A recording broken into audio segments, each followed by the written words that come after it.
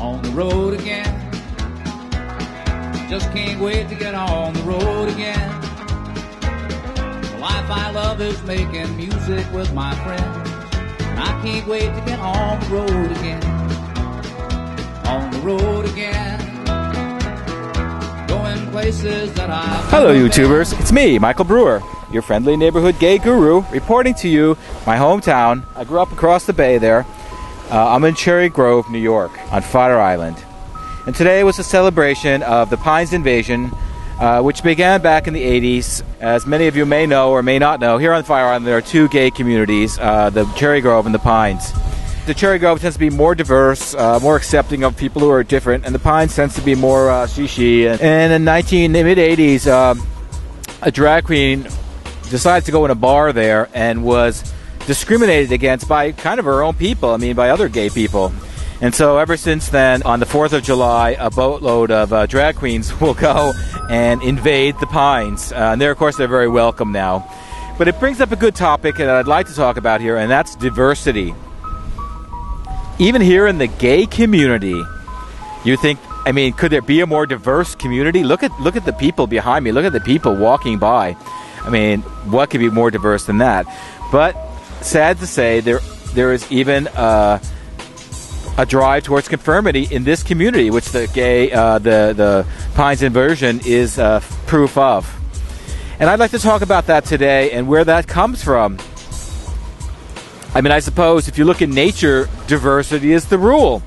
There are millions, hundreds and thousands of different species and subspecies and different types within the species and every color of type of animal and plant. It's just a riot of diversity. But we humans tend to need a sense of conformity, and I don't really understand it. I would say one place to look is religion. Religions tend to be formed by a very wise, enlightened being.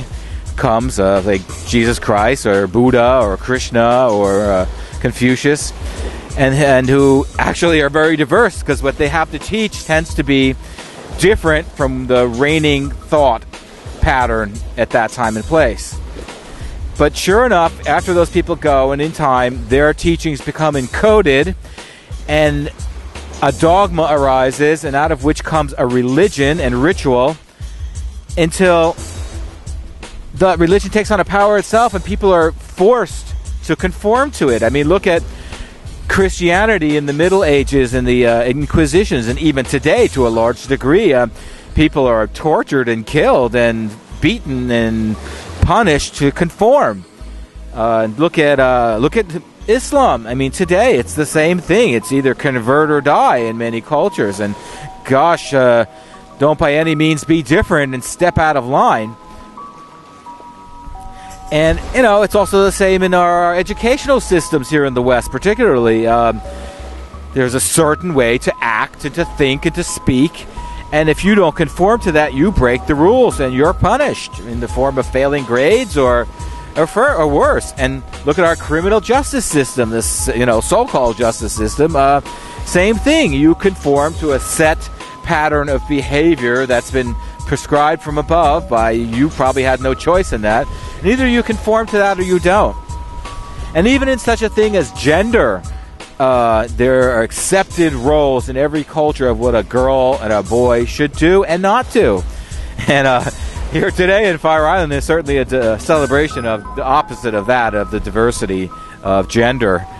And so I think we limit ourselves very severely by caving in and conforming in any shape or form. Unless it's hurting or harming another, I see no reason why one should just go along with what everyone else is doing for no reason. We're not lemmings jumping off a cliff. And there's a good reason why not. Look back in history and look at the people we celebrate as artists, scientists, philosophers, great thinkers, even spiritual gurus. None of them conformed. All of them, what they all have in common is they were diverse, they didn't conform, and they came up with a new concept, a new idea, a new way of thinking, and broke through conformity to create something new. Isn't that wonderful? I mean, at the same time, we celebrate diversity while demanding conformity. And there's another reason why diversity is so important. This is a vibrational universe and also a magnetic universe. That means we attract to us what we think about. Now, if we all think the same way, and if we all act the same way and believe the same things, well then there's no contrast to our culture and to our society.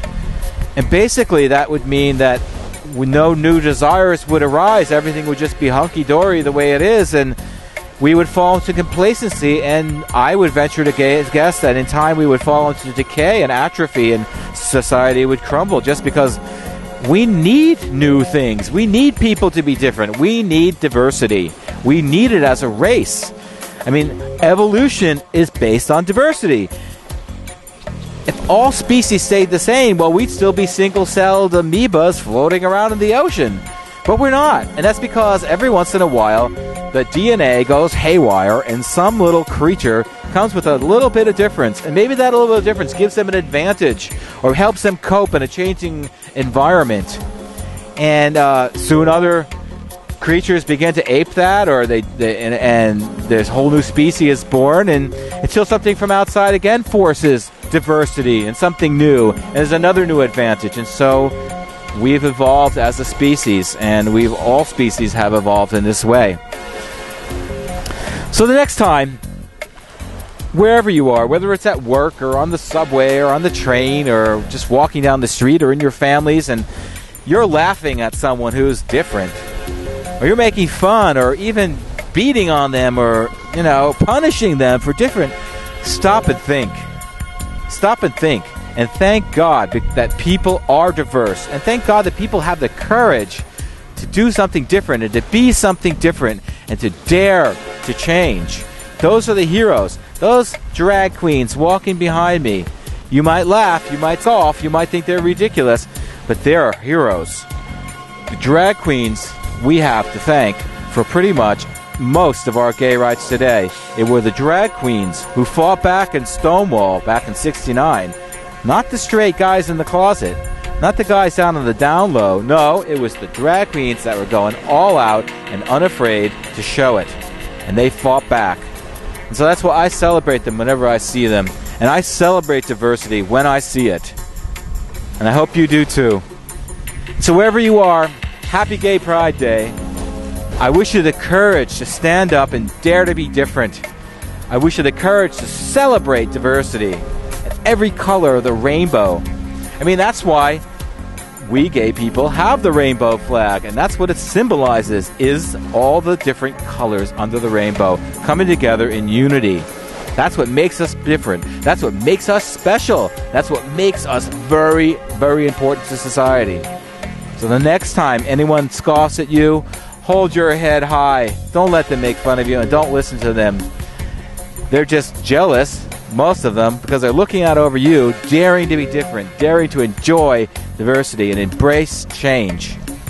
I celebrate you too.